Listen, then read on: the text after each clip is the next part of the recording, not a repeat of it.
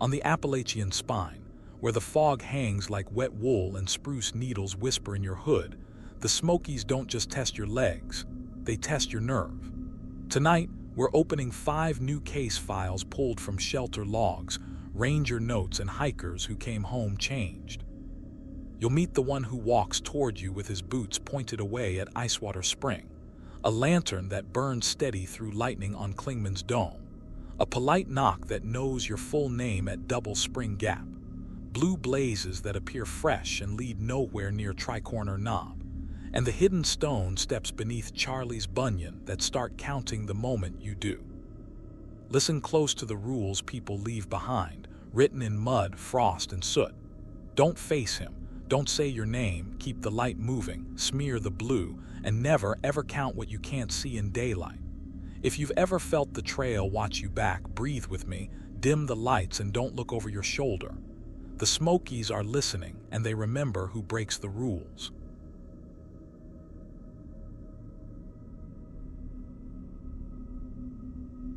I didn't notice the footprints were wrong until my headlamp swung low and the heels lit up first. That's not how a print looks when someone is walking toward you. The heel should be behind. The toes should bite the mud. But down by Icewater Spring, there were fresh prints pressed into the black muck, heel marks leading, toes trailing, like whoever made them was coming at me, walking backward. This was last October, right in the Smokies, along the Appalachian Trail. I was doing a short solo section north from Newfound Gap to Peck's Corner and back. It was a weekday, foggy and cold, and the shelter at Icewater was supposed to be busy. It was.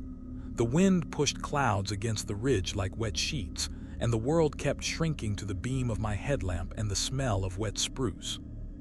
I rolled in by late afternoon, soaked through. The shelter was empty, just the dark, low wall, the sleeping platform, the logbook in a ziplock, and the bare cables out front squealing on their pulley in the wind. Somewhere up the slope, a raven croaked and then was gone. I dropped my pack, peeled off my jacket, and my breath puffed in little clouds while my hands shook lighting my stove. I'm not new to the Smokies, but the weather up there always makes me feel like a guest that overstayed. As the pot started to simmer, I opened the shelter log to pass the time. Most entries were basic, miles, dates, gear, bragging. Then I flipped to a page with a smear of muddy fingers, and someone had written in block letters, "If he comes, don't face him. Let him pass." Below that, scrawled in pencil so hard the paper dented, "He learned to walk home backward and never found it." I figured it was a joke. Shelters are full of pranks like that. Still, I read it twice. I read it enough times that I could see those words in my head when I closed the book. The wind shoved a gust right into the open side of the shelter and sent my flame sputtering, and I realized my hands had gone cold again. A little before dark, I walked down to the spring with my bottles. The path is just a few yards downhill, and the ground turns to slick black slop right before the pipe. I slipped a bit and caught myself on a root, laughing at how alone my laugh sounded. That's when I saw the prints. They were fresh, crisp. No leaves inside, no washed edges. A single set wide apart like a big guy who carried weight. Each one was deep at the heel and shallower at the toe. I squatted, headlamp close to the mud, and then it hit me how wrong my brain felt. The prints were pointed toward the shelter, but the pressure was backwards. Whoever made them had come up from the spring and toward where I stood, stepping heel first, as if their toes were feeling for the ground behind them. "You got space," a voice drifted from up trail from the shelter. Male, tired, normal words said in a flat way. I stood up fast and turned. My headlamp hit fog and branches. I couldn't see the shelter from the spring, not at that angle. "Yeah," I called back, louder than I meant. "Plenty of room." No answer. The spring water piped into my bottle with that hollow splash, and I realized I didn't want to turn my back to the trail. A small, stupid thought, but it flashed like a warning. I capped my bottle and hurried up the slope, sidestepping to keep from slipping. The shelter looked the same as I left it. No new pack, no boots. My stove had gone out. The bare cables creaked again, slowly, like something was pulling them and letting go. "Hello," I said, turning in a slow circle. The fog pushed right up to the lip of the shelter like a wall. If someone was standing 10 feet beyond, I wouldn't see them. I tried to laugh it off. Maybe the voice carried from the trail and the guy kept going. Maybe he decided to push to the next shelter. But when I went to reset my stove, a whisper pressed at my ear, so close I felt it on my skin. "You got space." I jumped back so hard I kicked my pot. The whisper hadn't moved air. It hadn't come from outside. It had come from the exact place I was standing, like it had repeated my moment over again. I told myself I was tired. I told myself I needed food. I set the pot upright with shaking hands, lit the stove again, and forced myself to sit. Every time the flame hissed low, the wind brought in the forest, wet cedar, rot, the sweet, sour smell of crushed needles. No new sounds, no boots on leaves. I made myself breathe. Sometime after I ate, a soft clatter came from the bare cables. I stepped out into the gray, holding my headlamp high. The cable swung gently, nothing on the hook. No bear, no person. The fog beaded on my jacket and ran down my sleeves into cold fingers. For a second, I hated how alone I was, how the world shrunk down to my little cone of light and nothing beyond it cared. I decided to call it early, crawl into my bag and sleep it off. The logbook sat open where I'd left it, and I reached to close it. That's when I noticed a wet thumbprint pressed over those block letters. Not mine. I hadn't touched that page with wet hands. From the trail up to my left came the slow, careful thud of boots, not the regular rhythm of someone walking forward and sure. This was unsteady. Heel pause, toe scrape, heel pause, like someone feeling their way backward down a set of stairs. "Hey," I called, my voice cracking. "You okay? I've got room." Silence. Then the sound kept coming. Heel pause, toe scrape, getting closer. I raised my headlamp to the fog and watched it glow on a wall of white. And then he appeared at the edge of the light, right where the trail spills into the clearing. He was tall. He wore a hood. His boots were pointed away from me, but he was coming toward me. I froze. The line from the logbook slammed into my head like a warning bell. Don't face him. Let him pass. I didn't know why. I didn't want to test it. I turned my body sideways to the shelter wall and kept my eyes down, like I was stepping aside for a stranger on a narrow sidewalk. My light shook in my hand, throwing my shadow across the wet floor. He moved into the spill of my headlamp. The toes of his boots pointed toward the trail, but the heels lifted and fell as he came closer. Heel pause, toe scrape. He reached one hand back, feeling for the shelter ledge as if he couldn't afford to turn around. The hand was gray with cold and caked with black mud in the lines of the palm. His sleeve was soaked. I saw the tag of his hoodie sticking out by his throat, like the whole thing was inside out. He stopped at the lip of the shelter and touched the beam with the backs of his fingers, tapping the way you'd feel for a stare that isn't there. My head wanted to whip and look him full in the face. Everything in me fought that tug. I centered my eyes on my stove, on the flicker of the burner on the damp pages of the logbook. The stove hissed once, like a drowned lung, and went out. "You got space," the voice came again, but not from him. It came from the empty dark to my right, and from the wet floor in front of me, and from the air right above my shoulder. The exact words from before, said in the same flat tone, but they weren't aimed at me. They were replaying, like the fog was a tape. He stepped. The heel of his boot brushed my toe. The cold that came off him felt like it had weight. My breath fogged and blew back into my own face. He slid, careful, feeling his way with that back-reaching hand. The mud on his palm left a smear across the front beam. His hoodie brushed my sleeve. My skin prickled like I just stuck my arm in a river. The bare cables outside gave a soft ping, out of nowhere, like something small flicked them. The cable swayed slow, and the metal hook clicked, even though there was no wind now. The only sound was that careful, wrong rhythm. Heel pause, toe scrape. I stared at the logbook because it was the one thing I understood. As he came level with it, the book's pages lifted. No gust of air. They lifted as if a hand pinched the corner and flipped them. 1, 2, 3. The page with the block letters showed again. If he comes, don't face him. Let him pass. On top of it, another wet thumbprint pressed down. It blossomed as I watched, a slow oval that darkened the paper. I swallowed against a dry mouth. "You okay?" I meant to whisper it. I think it came out without any sound. Whether he heard me or not, he didn't answer. He didn't breathe. He didn't do anything I could call living. He moved. That was all.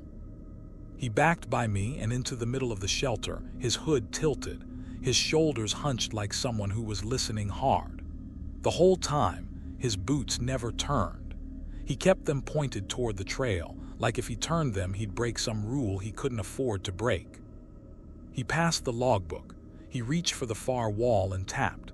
He took 2 more heel-first steps like he was lining himself up, and then he slid back out into the fog the way he came. Heel, pause, toe, scrape. Down toward the spring, maybe. I didn't look. I didn't even pretend to look. I stared at my knees until the sound faded. It didn't fade all the way. It went thin, far. Then it came back from my left. Then it circled behind me out in the trees. He was moving around the clearing, feeling for a path he couldn't see or reliving the one he took every night he tried to go home. Once the steps stopped right behind me. I could feel the pressure of him at my back, a cold wall where there shouldn't be anything. My teeth set so hard my jaw ached. The voice brushed my ear again, soft as breath. "You got space." I didn't answer. I didn't move. I kept my head down and counted to 60 slow, then started over, then over again. Somewhere up the ridge, a raven croaked. The steps began again, and this time they moved away and didn't come back. I don't know how long I sat like that. At some point the stove was cold under my palm. At some point the fog quieted so much I could hear drips ticking off the shelter roof.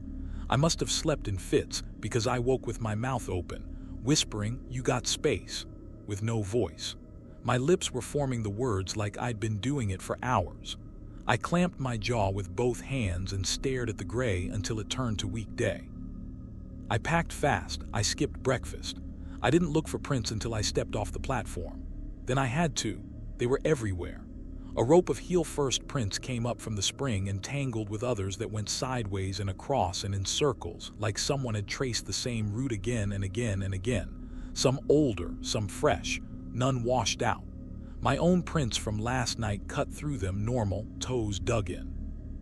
New ones overlapped those, pressing deeper on the heel where they crossed mine, as if I'd already been here and I hadn't. On the way back to Newfound Gap, the noise of cars was the kindest thing I've ever heard. Still, every time I stopped to breathe, the forest stopped with me. When I started, there would be one extra step behind mine just after mine. Heel, pause, toe, scrape. I kept my eyes on the white blazes and didn't look back. I let whatever it was pass me, or I told myself I did. Back at the lot, tourists chattered, a baby cried, and I laughed out loud because it was so normal. In the restroom mirror, my face looked like mine. Pale, shaken, mud on my cheek, nothing wrong. I cupped water and rinsed my mouth, and the taste was iron and spring. A week later at home, it rained. I dropped my wet pack by the door and kicked off my boots on the tile. When I came back with a towel, I saw the prints I'd left. The heel marks were punched in deep. The toes barely kissed the floor. I stood there a long time trying to explain it. I couldn't. That night I found a note on my coffee table. It was a page torn from a notebook. My handwriting. Block letters pushed hard enough to dent the paper. "If he comes, don't face him. Let him pass." I don't remember writing it. And I hear it now sometimes when the house is quiet. From the hallway behind me, from the wet sound of the sink, from the empty corner. My own voice, flat and tired, asking from right behind my shoulder, "You got space." I don't turn. I don't plan to.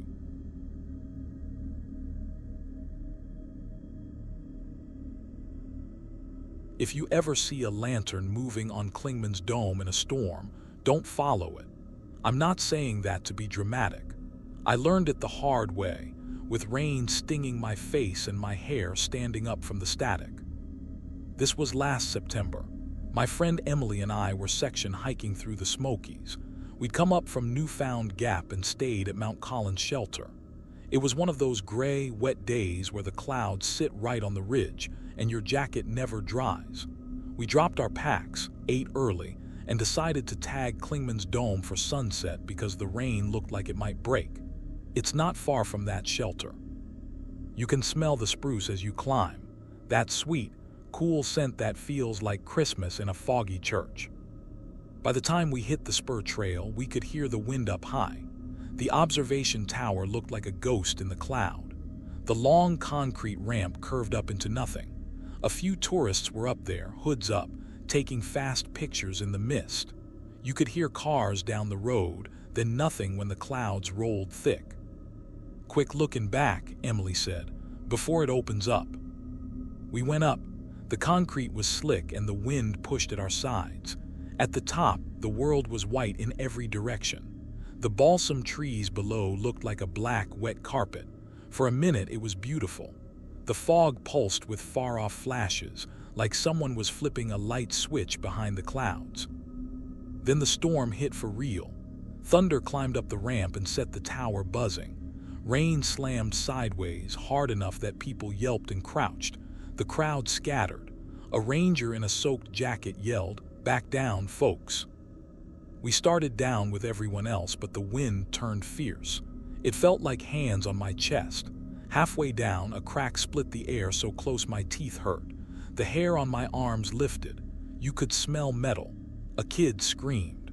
The ranger waved his arms and herded people along the ramp like cattle.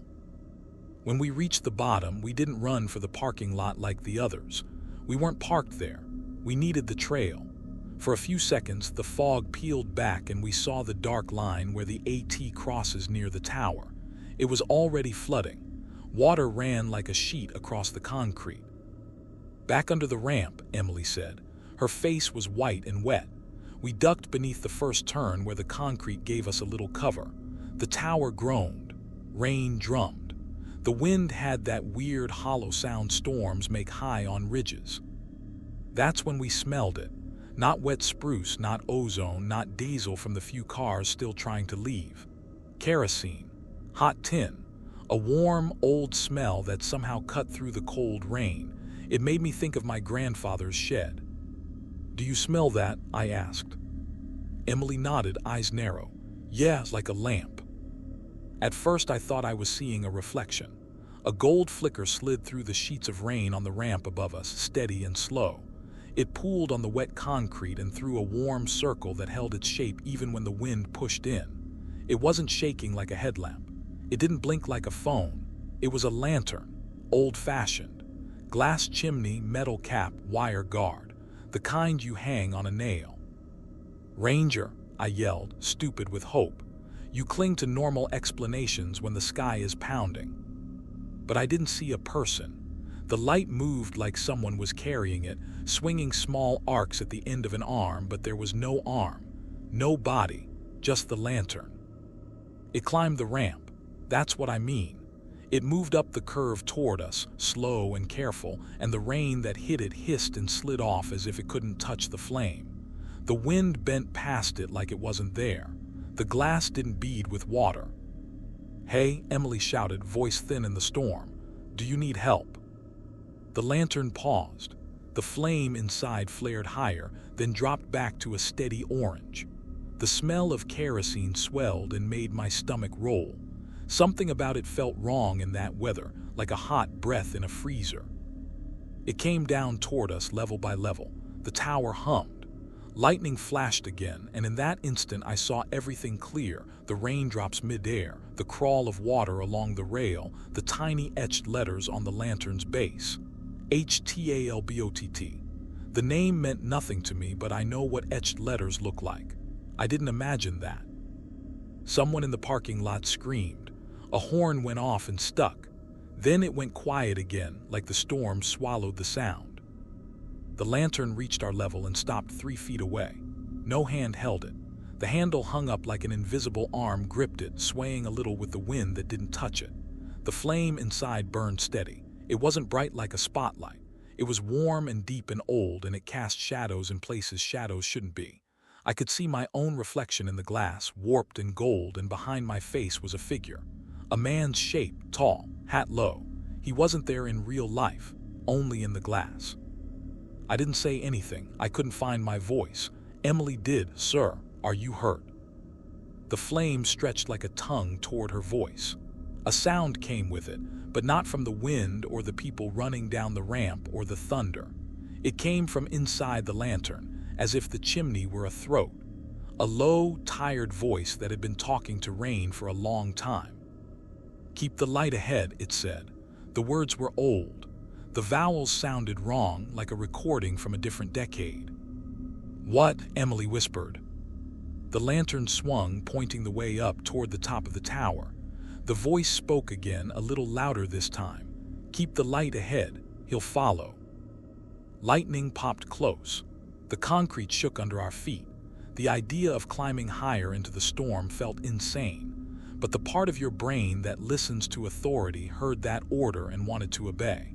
The warm circle of light made the wet gray look safe. It felt like standing in a doorway when wolves are outside. "Maybe the top's safer," Emily said. "It's concrete." I knew that was wrong, but I still took a step. The lantern lifted as if a hand raised it. It turned right toward us and the flame flared blue for a second, like a burner. In the glass, the man's shape leaned close and I heard a third voice, small and thin and close to my knees. A child's whisper. "Did you bring it back?" The handle of the lantern tilted. It slid across the wet concrete toward my shins, slow as if through thick syrup, and something cold and wet wrapped around my wrist. It felt like a hand, small, waterlogged. The fingers didn't squeeze hard, they just held. My skin went numb beneath them like I'd plunged my arm into a bucket of meltwater. I tried to pull back and couldn't, not because it was strong, because the idea of breaking that grip made the hair rise on my neck. It felt like a kid holding me on a crowded sidewalk so they wouldn't get lost.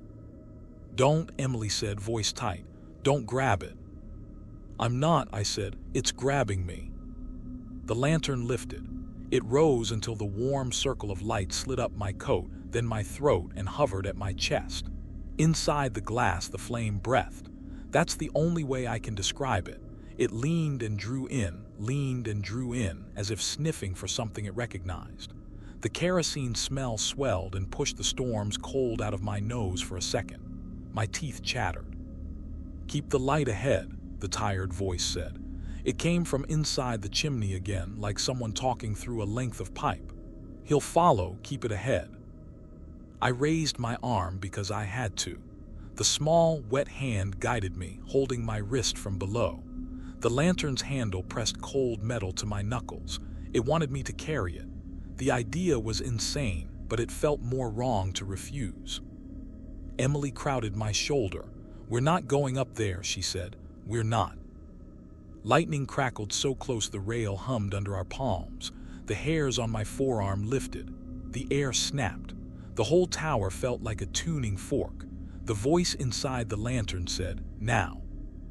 I stepped out from under the ramp into the full slap of wind and rain. The lantern's flame didn't waver. Water streamed off the glass and hit my chest hot. I walked because my feet did, following the pull on my wrist and the words in my ear. Emily swore and came with me, half sheltering my side with her body, her hood plastered to her hair. We climbed. Every step up the curve felt like walking into an engine. The storm pushed at my ribs. The concrete shivered with thunder. The lantern's light cast a tight gold circle in front of me. Beyond that, the world was white and black and roaring. The flame threw shadows where shadows shouldn't be up on the underside of the ramp above us on the face of the fog itself. Shapes moved in those shadows, tall, shoulders hunched, hat brim slanted low. A man who wasn't there anywhere else. Behind us, something hit the rail, not wind. It had weight. It was a body kind of sound, shoulder to metal. The rail squealed. The cold thickened at our backs. It felt like stepping out of a freezer and finding an open walk-in right behind you. "I don't like it behind us," Emily said through her teeth. "Make it stay in front." "Keep the light ahead," the lantern's voice said, calm as a routine. I held the lantern out in front of me. The invisible hand on my wrist adjusted me like a parent steering a kid across a street. The gold circle moved.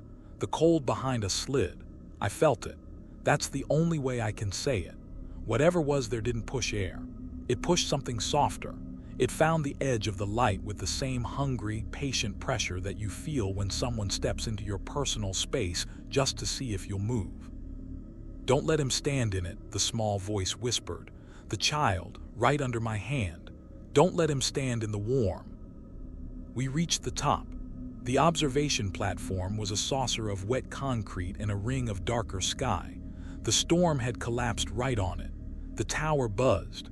Lightning walked the clouds like something pacing. Nobody else was up there. It was just us and the rain and the smell of old fuel. The lantern lifted in my hand until the handle pulled my arm straight overhead. The flame stretched thin and blue. The name on the base, HTALBOTT, flashed gold when the next lightning pulse lit the fog. "The highest point," the pipe voice said. "Hold the flame." "I can't," I said. The heat licked my palm. It felt like holding a pot handle you know is about to blister you. My fingers shook. "Hold it," Emily said. She pressed against my elbow with both hands, bracing me like a spotter. She was shaking too. "Do it." The pressure at my back swelled. It stepped closer, not a footstep, more like the rain itself leaned. The rails rang. The gold circle wobbled and I corrected it, sick with the idea of that cold thing stepping into the warm light and standing there with me. The child's hand squeezed my wrist, small and urgent. "Please." The lightning hit. It didn't look like a bolt from a picture. It was white noise turned into a spear. It was everywhere in one place. The tower whited out. My ears popped and filled with hiss. The lantern's flame went colorless and long, a glass needle. Heat snapped my skin, and a smell like scorched wool stamped itself into the back of my tongue. Something tore. It sounded like fabric ripping, only big. It ripped behind me and then above me, and then it went thin. The pressure at my back vanished so fast I stumbled forward like a dog whose leash goes slack unexpectedly. Emily grabbed my jacket and swore.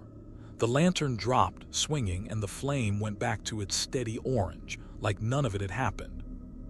We stood there panting while rain hammered my hood and rolled off the glass. The tower hummed and settled, the buzz stepping down a note like a machine turning off. My hand hurt. When I looked, the skin of my wrist was pale under the wet, marked where the small fingers had held it. Not bruised. Blanched, like someone had pressed it too long. "Is it over?" Emily asked, voice thin. In the lantern's glass, the man's figure was closer now. I could see the line of a jaw, the brim of a hat.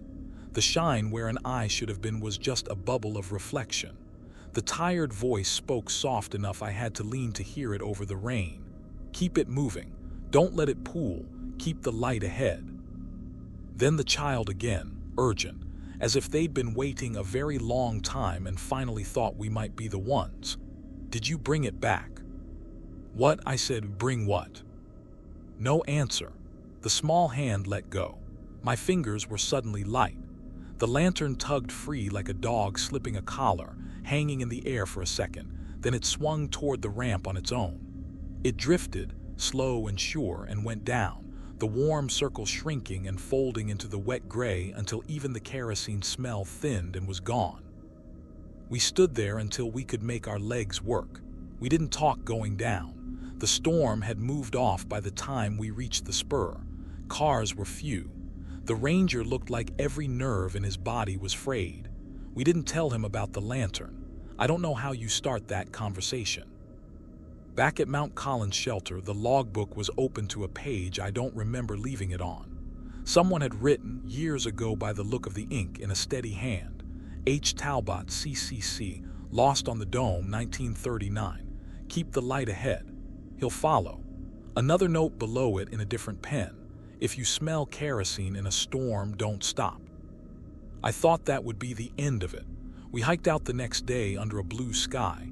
My wrist ached and then didn't. My skin looked normal by the time I got home. A month later, a storm rolled over my town. One of those late ones that walk your house with slow thunder. I was in bed with the lights off when the smell came up the hall, warm and old and impossible. I sat up fast. In the dark, a soft gold circle bloomed on my ceiling, drifted along the plaster and stopped above my door. The tiniest voice came out of a space that should have been air. "Did you bring it back?" I didn't answer. I don't know what it is. I lay still while the circle moved on, slow, steady, like someone carrying a lantern down my hallway. The next morning there was a faint ring of soot on my kitchen table, as if something had rested there a while. In the center of the ring, a single wet thumbprint had bloomed and gone dry. I still smell kerosene when it rains. I don't follow the light. I keep it moving. I keep the light ahead. And I don't let it pool on me.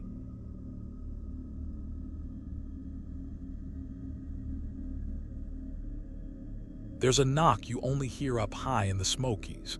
It isn't a woodpecker, not a bear bumping the wall, and not the tick-tick of rain on a tin roof. It sounds like a person asking. 3 slow taps, knuckles on wood, patient like they already know you're awake. I heard that knock at Double Spring Gap Shelter, and I wish I had kept my mouth shut. This was 2 springs ago, early April, when the mountains still smelled like wet leaves and cold stone. I was section hiking southbound from Newfound Gap to Fontana, taking my time. It was a raw day, fog hanging low, the ridge breathing damp air across the trail. I moved past Klingman's Dome with my head down against a drizzle and dropped toward Double Spring Gap in that steep, quiet green where the trail feels like a tunnel. Double Spring Gap Shelter is a simple rectangle, low wall, dark timbers, sleeping platform. There was a gate you could latch at night, a canvas flap at the time, and a metal chain that squealed when you lifted it. The bare cables clacked out front when the wind found them. The spring trickled down the slope with a hollow sound like someone sipping. When I got there, 2 hikers were already in. A couple, older than me by 20 years. He was short and wiry, beard gone white. She had a kind face and hands that moved like she was always fixing something. Their trail names were Pinto and Stitch. A young kid named Nils rolled in after me, German, skinny, wearing a poncho that made him look like a wet tent. We did the usual boots off, socks steaming, bags spread to dry, stove whispers. It felt good to be under a roof. Someone had left a bundle of dry kindling under the ledge, and we got a small fire going in the pit out front for a while, the smoke curling into the fog. The warmth made the spruce smell sweet. Pinto handed me the shelter log. "You'll like this," he said. "Old Smokies gossip." Most of the entries were miles and jokes, but every 10 pages or so, someone had written about the same thing. Short lines, matter of fact. "Heard the knock again last night. Don't say 'come in.' Tap back twice and turn your head. She hates names." One entry older, written in a careful hand. "If it's after midnight and 3 knocks on the beam, don't unlatch. If she says your name, you get up and face the wall." I looked up. "What's that about?" Stitch blew on her tea and stared at the gray. "They've told that story since I was a kid. Woman got lost up here in a late storm, 1970-something. 2 scouts and a leader were bunked in here. She knocked. They were told not to unlatch after dark because of bears, so they didn't. Next morning they found her by the spring, frost around her mouth. Nobody ever agreed what she'd said." "Some say she never left," Pinto added, half grinning like he didn't want me to see he believed any of it. "Some say she just wants you to open the gate. Some say she wants you to invite her." Nils laughed too loud, like people do when they're new to sleeping outdoors. "Ghost stories are good for tips," he said. "If a bear comes, we will all be very brave and hide behind the chain." We ate, we talked miles. My wet feet stopped burning. The fog thickened, then thinned, until the trees at the edge of the clearing came and went like they were drifting. Far off, lightning walked through clouds without any thunder making it to us. After the fire died to a dark lick, we put it out, latched the gate, and crawled into the long sleep of a shelter. The creak of old wood, the scratch of mice, the tiny drips from a roof beam finding the same spot over and over. I don't know what time it was when I woke up. The night had that thick feel like it's between hours, after midnight before dawn. My breath was cold on my lips. Everyone else was quiet. The fog outside pressed in so close that the world was just our 4 breaths and the slow hiss of the spring. I lay there with my hat pulled low and tried to remember why I was suddenly wide awake. Then came the knock. Not loud, not frantic. 3 patient taps on the front beam, exactly where a person would reach if they were standing just outside the gate. Knock, knock, knock. My stomach went hollow. If you've ever had your body know a thing before your brain, you know the feeling. My hand found my headlamp. I didn't turn it on. Pinto shifted. Stitch's breath caught. Nils whispered, "Someone is late." His voice was bravado wrapped around fear. Another 3 taps. Same rhythm. The chain on the gate lifted a hair with each one and ticked as it fell back. Metal on metal has its own way of making your teeth feel. Stitch's voice was barely air. "Don't speak." Something moved in the fog beyond the open face. Not a shape, more like the gray turned heavier in one spot. The smell that came in wasn't animal. It was wet cloth, cold skin, a trace of something sweet under the damp like chapstick or old perfume. Then a woman's voice from outside, polite and small. "Please, I'm cold." Not a scream, not a moan, calm, tired. The way your mother might ask you to hand her something when her hands are full. Nils started to sit up. Pinto put a hand on his arm and held him still. "Don't answer," he whispered. "Please," the voice said again, closer to the chain now, a little clearer. No accent I could place. Not young, not old. The kind of voice you trust at a checkout line. "Just a corner, I won't be trouble." Knock, knock, knock. I cracked my headlamp with my thumb, letting the weakest glow leak between my fingers. The fog turned to a sheet of pearl. Something was on the other side of it. Not in the way you see a person. In the way you can tell there's a person in the next room by the way the air feels full. "She hates names," Stitch breathed, as if she could feel me ready to say mine, to sound normal, to make this into a regular night with a regular late hiker. "Don't give a name." My heart thumped hard enough I felt it in the floor. I thought of the entry in the log. If she says your name, face the wall. My mouth went dry. I hadn't told her my name. I hadn't told anyone outside my family name in days. The chain squealed the smallest bit. Lifted, settled, lifted again. "Please," the voice said, and then it said my name. My full first name, the one almost nobody uses. It sounded careful in her mouth, like she was reading it off a tag. The chain went slack all at once, like a hand had taken the weight off it. The latch clicked. The gate began to swing inward on its own. Stitch hissed, "Face the wall." I rolled, pressing my forehead to the old timbers. Pinto shifted beside me, his sleeping bag whispering. Nils froze halfway up, his poncho rustling like paper. The chain lifted and settled, then slackened all at once like a hand had taken its weight. Fog pushed into the shelter in a low, cold spill along the floor. It felt like someone stepping into a room and taking all the warmth with them, polite but sure. 3 taps came again, closer now, not on the front beam anymore, on the side post near my shoulder, knuckle to wood, patient. "Please," the woman said, her voice was little and calm, "I'm cold." I kept my face to the boards. The smell that came with her wasn't rot and wasn't animal. It was wet cloth and chapped lips and the faint, stale sweetness of old breath. Then she said my name. My full first name, the one I haven't heard since grade school roll call. She said it exactly right, careful, like she was reading it off something. Every part of me wanted to answer the way you answer a stranger who somehow knows you, just to take control back. I bit my tongue until I tasted metal. Stitch breath so soft I barely heard. "Don't let her hear you say it." Pinto's hand found my elbow and squeezed once. His palm was dry and hot. Mine was shaking and cold. The fog thickened. The canvas flap quivered like a breath moved it. The gate made a small, almost thoughtful grunt against its hinges and stopped halfway, as if whoever was pushing it decided not to come all the way in yet. "Just a corner," she said. "I won't be trouble. We'll be quiet."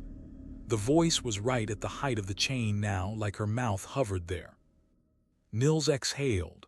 The sound had the shape of a word in it, "yeah," but he trapped it at the last second. The floorboard under him creaked anyway. The air turned toward him. She said his name, not the trail name he'd been using, not the nickname we'd been joking with. The way his mother would say it, round and soft. He made a small noise that in any other place would have been answering to your own name without thinking. Pinto's fingers dug hard into his sleeve and held him still. "Tap back twice," Stitch whispered, voice thready. "Turn your head away when you do it." I didn't want to move at all, but the knock came again on the post by my ear, and something in me couldn't stand that rhythm being one-sided. I lifted my hand and rapped twice with a knuckle on the back beam, soft, like I was agreeing to a rule. Then I turned my face deeper into the wall. The shelter answered itself. 2 taps came from outside, from the exact spot on the front beam where she'd knocked first. Then nothing. "Please," she said again, but now the word dragged a little, like her lips were cold. "It's just me." The chain lifted, clinked the bracket, and went slack. A corner of the canvas flap brushed my sleeve. The temperature dipped again. I could feel where she was in the same way you can feel someone standing just behind you, an absence shaped like a person. She tried a different voice. It wasn't hers anymore. It was my mother's, thin with a winter cold she had when I was a kid. "Honey," it said from inches above my hat, "it's me." My throat closed. I pressed the edges of my hat down over my ears and breathed in the smell of wool and mouse droppings and old smoke until my eyes watered. I didn't move. She shifted to a ranger's voice, cool, official. "You folks okay in there?" Pinto couldn't help himself. "We're fine, thanks," he said like a reflex, then sucked breath like he'd burned his hand. The fog stirred in a pleased way at that, as if acknowledgement was a little warmth she could hold. "Thank you," she whispered. "Kind." Nils whispered something in German under his breath that I think was a prayer. The wood felt damp under my cheek. A drip found my collarbone and crawled down my spine. It went on like that longer than it should have. Knocks moving along the front and back beams. A patient hand on the chain, lifting, letting it fall. That same small request, "Please," just a corner said in different voices that slid over each other like leaves in water. A girl. A man with a laugh in his words. A voice I swear was Pinto's wife, though I've never met her. Every time she said my name with that careful mouth, I turned my face harder to the wall and tapped twice, like the logbook had told me. 2 taps, turn away. At last, maybe after an hour or a minute, time folds in old wood. The gate moved back in small jerks. The chain lifted and dropped higher each time, until it caught the bracket with a solid, relieved click. The cold uncurled from my calves and edged out of the shelter the way fog will slide downhill when the wind changes. No one spoke for a long time. A mouse skittered and broke whatever spell we were under. I rolled onto my back and stared at the dark roof. My heart was a hammer. My lips had little bites in them where I'd kept them shut. "You okay?" I whispered. 3 tiny flashes went around the shelter as headlamps cupped in hands flicked for a second. 4 nods. Nobody said names. We slept the kind of sleep you fall into when your body outvotes your brain. Morning came slow, gray and thin. Our breath made clouds as we packed. Outside, the fog had lifted just enough that the clearing looked like a room someone had just walked out of. On the front beam, right where she'd knocked, 4 pale ovals bloomed on the wood, frost like fingertip-sized ferns. They melted as we watched. The chain had a dull smear on it that smelled faintly of vanilla chapstick when I leaned close. Down by the spring, someone had left a little pile of pebbles, 3 and then 2, stacked neat. Nils insisted it wasn't there when he'd filled his bottles at dusk. We didn't write much in the logbook. Pinto put the date and quiet night. Stitch drew 2 tiny circles under it. I printed 2 dots with my pen, no words. When I closed the book, I noticed a page 20 back with tight, careful handwriting from 1977. The first line, "If she says your name, don't give it back. Tap twice and turn away." We hiked south toward Siler's Bald. For a mile, nobody said anything. Then Nils cleared his throat. "She said my mother," he whispered. "The way she says when I am in trouble, exactly," he swallowed. I almost. Don't, Stitch said. You didn't. That's the only part that matters. By mid-afternoon, the sun pushed a little warmth through the trees, and I told myself the cold was gone. But at Derrick Knob that night, just when the shelter settled and the last whisper died, 3 soft taps came from the far corner of the platform where there is no beam. Not outside. Inside the shelter wood itself. The polite voice came after, closer than before, not quite in my ear, careful as a hand on a gate. My full first name, said like a question, like a neighbor at your door. I faced the wall and tapped twice. I'm still doing that now, months later, when I wake to 3 gentle knocks somewhere in my house that doesn't have a chain. I don't say come in. I don't say my name. And I keep my eyes on the wall while a woman I never met asks very quietly, like she's never stopped asking since that storm in the 70s. Please, I'm cold.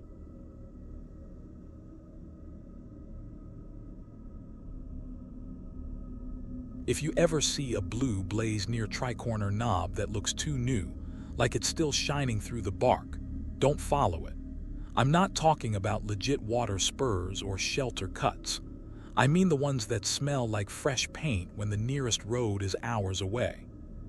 I hit Tricorner late one evening in May. The Smokies were breathing fog up off the coves and the spruce smelled like cool tea. That ridge feels like a spine, long and narrow, with the world falling off on 3 sides. The shelter sits tucked just off the AT, and it's quiet up there in a way that makes your own zipper sound rude. There wasn't anyone else in when I rolled in. A raven clacked once and glided off. The bare cables hung still. In the logbook, a page dog-eared and greasy had a note that didn't read like a joke. If the blue looks wet after dark, it's not ours. Don't chase it. Another entry a few days later, turpentine smell, turn back. I traced the gouge someone's pencil left like they'd pressed hard to make sure the message stuck. The shelter spring was down a blue-blazed path on the north side, steep, rocky, the kind of dark rhododendron gully where the air always feels colder. I was low on water. I didn't want to go after dinner, but I did. I took my headlamp and bottles, told myself I'd be quick, and stepped off. At first everything was normal. A faint tread. Old blue rectangles scuffed dull on the trees, more gray than blue, the kind that have faded through winters and don't mean anything but water this way. The ground softened under the rhodo, and the sound of trickling rose up thin and tinny. I filled at a slow seep under a root, the water tasting like pennies and stone, and sat a minute to listen to the woods. That's when the smell came. Not the clean sap and mud smell I expect down in a fold, and not the sharpness of a busted branch. Solvent. Paint. The exact nose sting of turpentine my grandfather kept in a coffee can in his shed. It came and went on the wind like a car passing on a road that didn't exist. When I stood, a bright blue rectangle on a beach caught my eye 20 feet beyond the spring. It looked wrong because it was perfect. Square corners, clean edges, a shine in it like it was still tacky. The old water blaze pointed back up to the AT. This one pointed along the contour, deeper into the fold, where there shouldn't be anything but blowdowns and steep. I told myself maybe it was a reroute, maybe a new water source, maybe a ranger had come through with a brush I didn't see. You make up reasons because the alternative is that you don't know what's happening in a place you thought you understood. I stepped toward it. There was another blaze past it, and another after that, each one bright as a mailbox flag. The smell of solvent strengthened until it put a film on my mouth. I brushed my fingers over one by habit and came away with a smear of blue on my skin. Fresh. No one had passed me on the ridge all afternoon. There wasn't a sound but a drip and a raven far off. I kept going. The faint tread turned into a flat bench cut into the slope, one of those old CCC grades, wide and too even for a game trail. Rock cribbing along the downhill side held dirt like a wall. I saw a piece of white porcelain tucked in moss on a rotting limb and knew what it was without touching it, an old insulator. They ran telephone lines across these ridges when the towers and shelters were new. The line had long since fallen and rotted, but the pieces stay. The blue marks led me along that bench like they meant it. I stopped once and turned to mark a landmark in my head, just in case. The roto had a gap with a stump like a broken tooth, the kind of thing you remember when everything else looks the same. I set it in my mind and started back up toward where I thought the AT was. After 20 steps, another fresh blaze cut across me, pointing me deeper again. When I looked for the gray, old water blazes that should have led back, I couldn't find them. I don't spook easy in the woods. I've lost the trail enough to know how to calm your own dumb fear and backtrack. But the more I searched for the old signs, the more the new ones showed up. High on trunks, low on stones. One, obscene, painted on a boulder like an arrow pointing into a slot between two downed hemlocks. The solvent smell got sweet and headache thick. I decided to ignore the blazes completely and just aim upslope, slow and steady, until I hit the ridge. The bench sloped a hair up and I followed it, stepping over roots and bumping roto with my shoulder. The woods were too quiet. No thrush, no squirrel chatter, just the drip. My headlamp threw a clean circle that made the rest of the world feel like a room you weren't invited into. Half an hour later, I saw the broken tooth stump again. Same gap, same stump. I don't care how good you are at backcountry nav. When the thing you used as your breadcrumb shows up in front of you after you've been walking away from it, a hollow opens in your chest that has nothing to do with altitude. My footprints were in the damp duff, heel and toe, overlapping other prints I didn't like looking at. Not boot tread, a smooth oval like someone had worn the sole down to a bald, even pad. They came from the way I'd just come and slid into the roto. A new, wet blue mark shone on the beech trunk to my left where I know there wasn't one before. The paint dripped once while I watched. One bright tear rolled and hung before it fell. The tiny clink of metal came from upslope, not loud, not repeated, a brush against a can. "Hello," I said. It sounded stupid the second it left my mouth, like I wanted it to be a ridge runner with a coffee can of paint. "Hey, Ranger." The clink came again and then a soft, low whistle, 2 notes, then a longer one. Not a bird, a person's habit. The kind of tune you use when your hands are busy and you're not thinking about the sound you're making. I stepped toward it because some part of me still wanted a normal answer. The bench pinched into a notch where old stone steps dropped 3 tiers down into shadow. Each step had a blue smear on its nose, as if a brush had dragged there as the painter's hand passed. The air at the bottom of the steps felt colder, like a cellar. My breath showed. I put one foot on the first stone and my boot sole stuck for a second, like I'd stepped in sap. When I pulled it back, a string of blue stretched and snapped. In the circle of my light, a blaze bloomed on the trunk in front of my face. There was no hand, no arm, just the brushstroke appearing from left to right, smooth and sure, filling into a perfect rectangle with clean edges like an invisible wrist flicked and lifted. The smell of turpentine burned my nose. Something stood just outside the edge of my headlamp beam and exhaled, pleased. That's when a second sound came from behind me, right at my shoulder. A voice, low and hoarse like wind through old canvas. "He doesn't send you back." I turned my head a hair, just enough to throw the edge of my light over my shoulder. Nothing. The brush in front of me kept moving by itself, left to right, cleaning in that perfect rectangle. The smell of turpentine punched the back of my throat. "Don't touch it," the voice said closer, right at my ear. "Not with skin, he'll keep what he gets." "Who?" I asked. My voice sounded small in the roto tunnel. The brush stopped. The blue rectangle gleamed like a wet mouth. Beyond my beam, something shifted the leaves without sound. "The painter," the hoarse voice said. "He paints you in, he paints you through. You follow blue, you don't come back." The king clinked again upslope. A soft, happy whistle threaded the drip of water, 2 short notes, then a long one. I felt it in my teeth, like someone tuning a thin blade. "Show yourself," I said, "because that's what you say when you're alone and want a person to come out of a shadow and make the world normal." "Can't," the voice said. "He got me on the chest, top to bottom, I'm a mark now." The words rasped like they were being pulled through cloth. "Listen, break the line, ragged, he hates ragged." "What line?" The brush ticked the bark right by my head, impatient.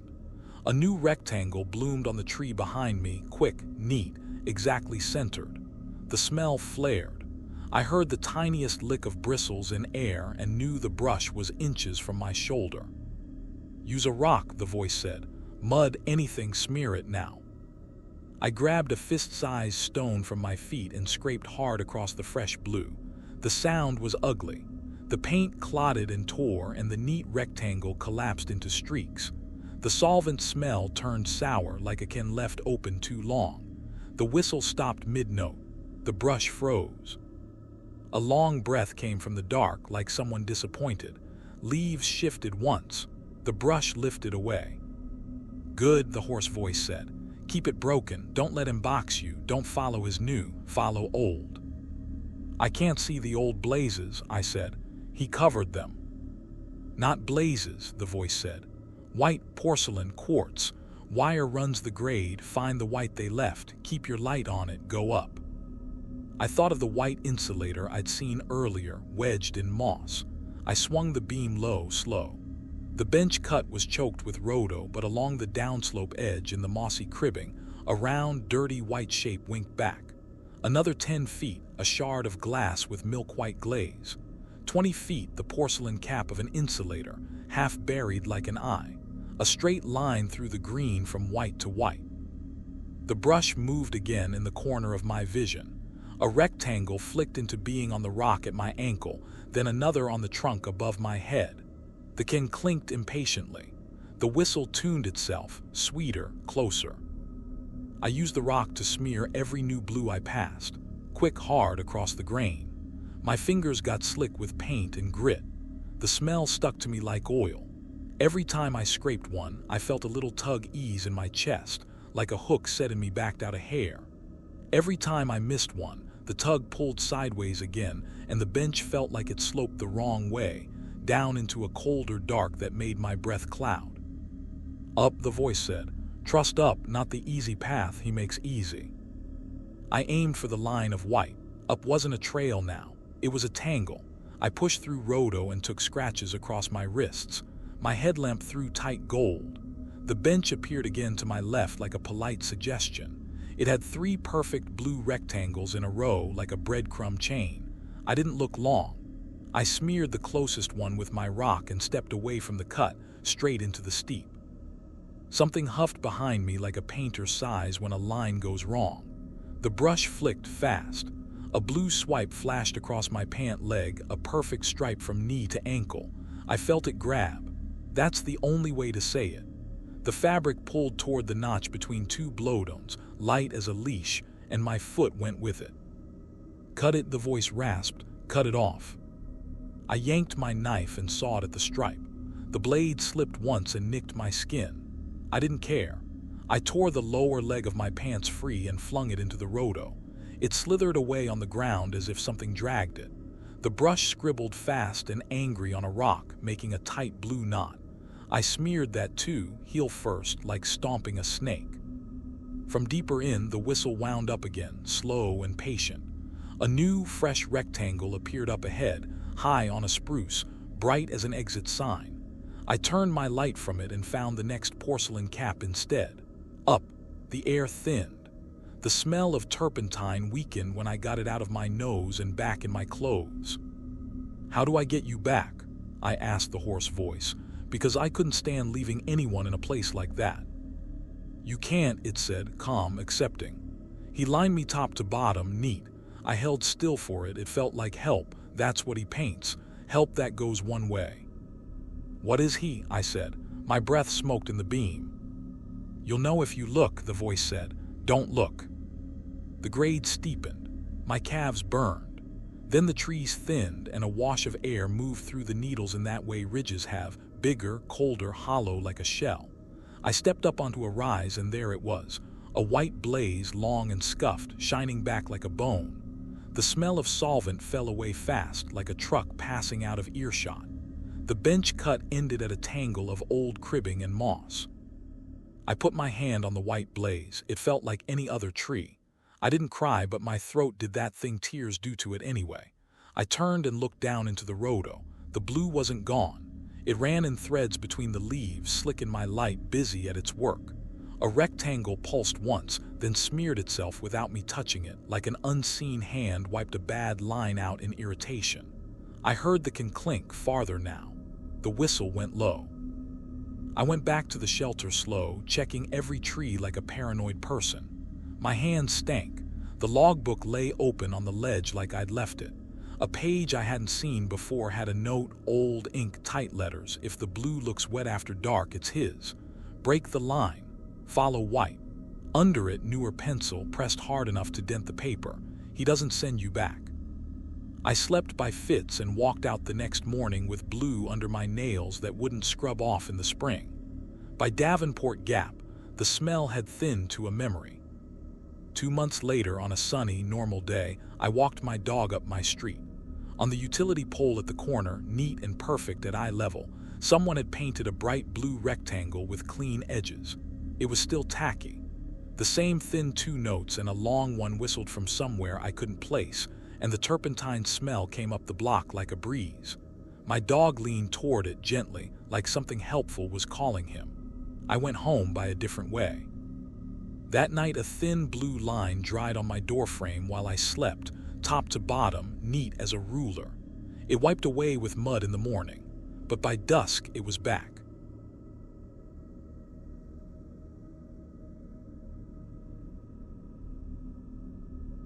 If you ever find the steps under Charlie's bunion, don't count them. That's what the logbook at Icewater Springs said. One short line between gear lists and jokes. Don't count the steps you can't see in daylight. I laughed at it when I read it. It didn't feel funny when I stood on that rock outcrop with the wind in my teeth and heard the first tap from underneath my boots. This was late October. The air was sharp and clean, the kind of day where the spruce smells like a cold drink. I started from Newfound Gap after lunch and made good time. That stretch of the Appalachian Trail rolls and climbs, then it opens to views that make you forget how far your legs have gone. I planned to tag Charlie's bunion and head back, maybe crash at Icewater if the light went weird. It did go weird. The fog up there doesn't just drift, it climbs. 1 second you're looking at ridges stacked blue to the horizon, the next the world closes down to a circle you can put your hands around. When I reached Icewater Springs Shelter, I ducked in just long enough to drink, sign the log, and warm my fingers. The page was open to that line. Don't count the steps you can't see in daylight. Someone had drawn 2 small boxes under it like tiny windows. I thought it was a joke about stairs on the tower. I dog-eared the page anyway, I don't know why. By the time I reached Charlie's bunion, the wind had started to climb. The rock there isn't just a bump. It's a broken knuckle of stone hanging off the ridge with a drop that takes your breath away, even on clear days. There are old stone steps and cribbing on the approach, built by men who could make a trail out of cliffs. I stood on the edge and the world fell off fast on 3 sides. A raven rode the wind level with my face and stared at me like it knew a joke I didn't. Far down, the trees moved in slow waves, dark and shiny like fish. I set my pack down and took the last of my water. The rock under me was rough, laced with quartz seams and lichen. A little pocket in the stone held a few coins someone had left, blackened with weather. For a minute, everything was normal, wind, sky, my own breathing. Then it was. Through the steady hiss of the ridge came a sharp, measured sound that didn't fit the rest of the day. Tap. Not like a rock falling or a stick cracking. This was knuckle on stone, a single polite tap. I thought it was a boot hitting somewhere behind me. I turned. Nobody. The AT stretched back empty. The wind fell just enough that I could hear my own jacket creak. Tab, tab. This time it came through the rock, soft as a heartbeat under a pillow. I set my palm on the stone and felt a tiny, neat vibration. Not a rumble, not thunder, a tap. I told myself I was tired and my head was making patterns. I crouched to look closer at the ledge. The surface there was too flat to be natural. It looked worked, subtle tool marks running short and straight, the edges notched in a way that looked like a hand had done it. I saw an old chisel scar right at my toes, and the kind of rounded wear on the lip that only comes from boots or bare feet stepping in the same place for a long time.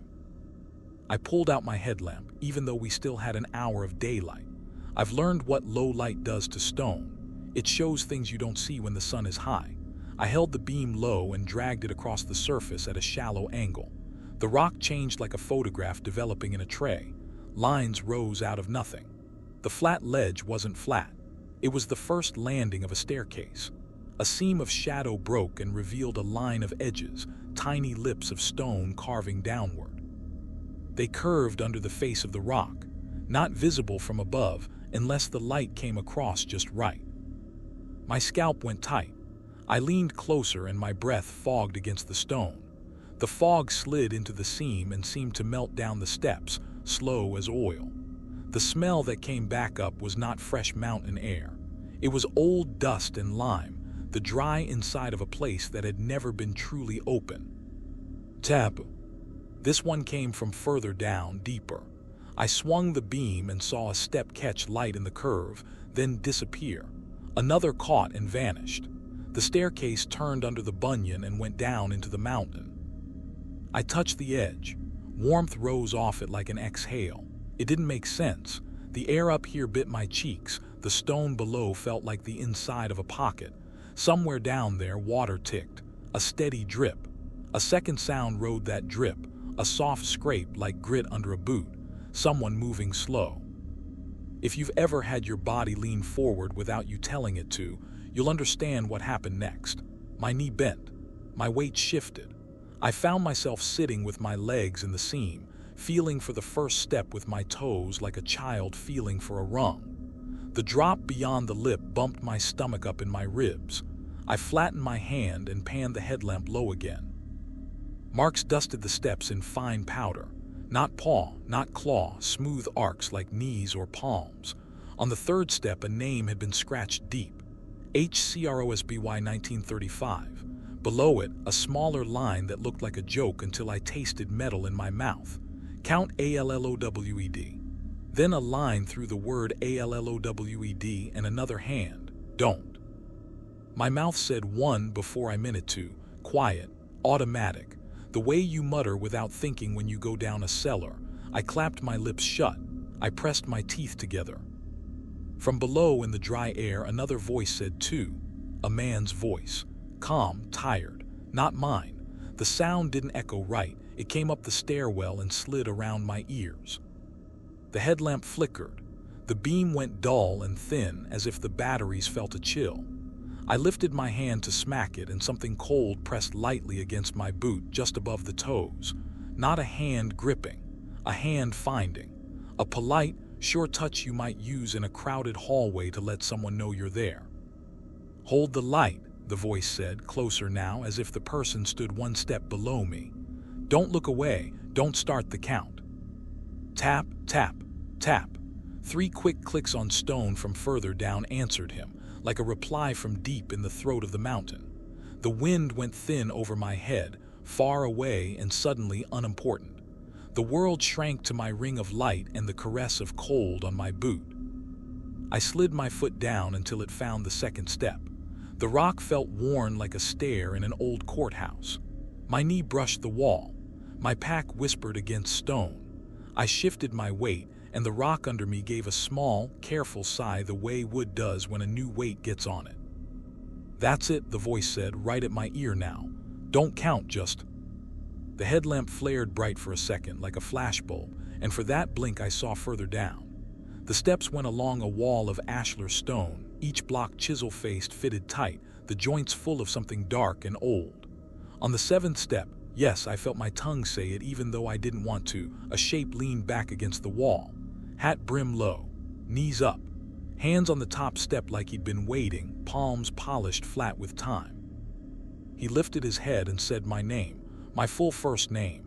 Then the light died. Everything went black and dry. The wind up on the rock turned thin and far away, like I'd shut a door on it. All I had was the smell of old lime and dust, the small cold weight of a hand resting on my boot, and the tick of water somewhere below. Don't answer, the man's voice said, so close I felt breath on my cheek. Don't give it back, don't count. I held my mouth shut. My tongue wanted to say the next number like a reflex you can't stop, like sneezing. I bit down until I tasted copper. Below us deeper, something answered. Tap, tap, tap. Then a third voice, low and far, like it had to crawl up through old stone to reach us. 3. It wasn't me, I didn't say it, but the staircase heard it. I felt it in the rock through my hand, like a clock hand moving one click. Break it, the man whispered. Break the run, think anything but numbers, colors, names of trees, lines of a song, keep your teeth together. I tried to think of the green up there on the ridge, spruce, fir, rhodo. I scraped at memories, my mother's recipes, the directions to my first apartment, the alphabet backwards. My head wanted numbers anyway. I swallowed hard. The small pressure on my boot shifted, a gentle guide. Left hand on the wall, he said. You'll feel shallow grooves, CCC cut. Use them, slide. Don't lift. Don't step clean. Let the stair not know exactly where you are.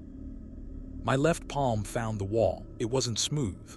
At wrist height, the stone had tiny channels worn into it like shallow ribs. A handrail cut into rock by long-ago men for long-ago feet. I set my fingers in them and slid my hand until the next groove came. The rock was warm. My right hand found the next ridge. My foot followed my hand instead of the count. Good, he said, close to my ear. The shape of him was just dark air, but the calm in his voice kept my throat from saying anything stupid. Don't say the names. Don't give them. If they own the numbers in your mouth, they own where you stand. Another voice pushed up from below, too cheerful for how cold it was. 4. The stone sighed beneath us again, a slow, pleased shift. Somewhere down there, something moved one place closer. I slid my foot across grit to the next lip. I refused to give it a name. In the black, the small hand on my boot pressed and lifted, teaching me to creep the way a kid teaches a parent to step off a playground ladder without looking. Who are you? I whispered through my teeth. Stuck, he said simply. 7th step since 1935. That's how long it takes to stop hearing yourself say it. H. Crosby, I whispered because I'd seen the name scratched. Harry, he said, like it meant something to finally be called that. You don't get past the one you say out loud. You get to sit with it. A good long sit. You can help a little, keep others from getting measured. Why not go up? I asked. I'd have to think the next one without saying it, he said. I can't promise that anymore. It's been too long. My mouth wakes before my head does. The far voice called 5. The sound slid along the wall, soft as a finger ran along the edge of a glass. The stone liked it. I felt that in my bones, ugly and intimate. Break it, Harry breathed. Say anything, sing, lie, pray, spit. I whispered the names of all the people I'd shared shelters with that week. Pinto, Stitch, Nils. I said Klingman's Dome and Tricorner and Derek Knob like place names could be stones in my mouth that weren't numbers. My foot found another lip. My knuckles brushed a chiseled dent. I slid again. The small hand pressed, urging. The stair wanted clean steps. It wanted crisp, even movement it could measure. I gave it a shuffle and a drag and a hitch, a dirty climb it couldn't count on. 6, the deep voice said, closer now. The tick of water sounded right behind my left heel. The hand on my boot tensed. The air shifted like something stood up from a long sit below us and turned its face up. My headlamp flickered once like a dying lightning bug and threw the faintest film of light over the wall. It lit dust motes in a thin gold that wasn't enough to see by, but it showed me this. The grooves beneath my fingers weren't just grooves. Every few feet, a small circle had been pecked into the stone above the groove and filled with something black long ago. One circle, then one with a line next to it, then one with 2 lines, notches, a tally. Skip them, Harry hissed. Those are theirs, don't let your hand rest there. They'll make you look. I moved my palm to plain rock and slid. The small hand guided and then slipped away, like a kid ducking behind a couch. Don't go, I said before I could stop myself. "Seventh step," he said, a smile in his voice that wasn't joy. "You know where to find me." Up above us far, the wind touched the mouth of the stair like a reed and made a thin note. Harry's palm pressed my calf once in goodbye, and then that pressure was gone. The dark below felt heavier, like someone had stood and was about to take the first neat step into the light. "7," that far voice murmured, pleased, right against my heel. I lunged, not clean, not pretty. I jammed my knee into the wall and scraped skin. I slid more than stepped into the next lip, then heaved my weight up and forward without naming what I was doing. Air touched my face that had the taste of spruce in it again. My head hit the lip of the opening and rang my teeth. I shoved my shoulders through and dragged myself onto the top ledge, belly to stone. The wind slapped me. The whole world came back in a rush, cloud tearing past, cold in my eyes, the raven's black wing beating level with my face and then gone. I lay flat and panted and let the dry dust from below blow out of my throat. My headlamp blinked once and gave me a weak pool of light that made the seam under the bunion look like a shadow again. Behind me from the dark where the steps turned, a knuckle ticked the stone 2 times, almost fond. Then nothing. I sat up slow. The little pocket in the rock held those coins. Black, weathery. I'd never been the type to leave an offering, but my hand moved before I could think. I dug a quarter from my pocket, laid it with the others, and pressed my finger on it like a stamp. "Paying the count," I said, because the words felt right. On my way back to Icewater Spring, the fog opened and closed like breath. In the logbook, the page was still dog-eared. I added a line under the boxy warning someone else had written. "Don't count the steps you can't see in daylight," I wrote. "If you say one out loud, don't say another." Then I shut the book, hung my food, and lay down. I thought it would stay up there with the ravens and the rock. It didn't. 2 months later at home, I went down to my basement to get a jar of screws. Halfway down, my foot hit the second step and my mouth, the traitor, said the word I'd been holding in my teeth for weeks. I heard the next number answer from the concrete under my house, not in my head, from the earth. 8, it said, patient and glad, as if a friend had finally shown up. Now I don't use the basement stairs. I don't let my phone count down. I mute the microwave. I don't read calorie numbers out loud. I keep music or talk on so I won't hear taps in quiet rooms. But sometimes late, something under my floor finds a rhythm and taps once, twice, and waits. My breath shapes the first of the next number without me wanting it to. I press my tongue hard to my teeth and swallow. I hold here. I hold at 7. But walls are just thin rock and the bunion is still there and the steps, don't forget. They're under the trail. They're under my house. They're under me when I sleep. And when I wake in the dark, I can feel a hand rest lightly against my foot through the blanket, polite and sure. The way you touch someone in a crowded stairwell to tell them you're right behind them. Out there in the Smokies, the rules are simple. Keep the light ahead. Don't turn when something walks backward. Tap twice and look away. Smear the blue and never count the steps you can't see. These aren't campfire tales. They're breadcrumb warnings left by people like us who made it home different. If you've heard a knock at a shelter, smelled kerosene in a storm, found a wet blue blaze, or felt a hand on your boot in the dark, tell us. Your story might be the sign that saves someone else on the ridge. Which story scared you the most? Comment below and subscribe for more true horror stories.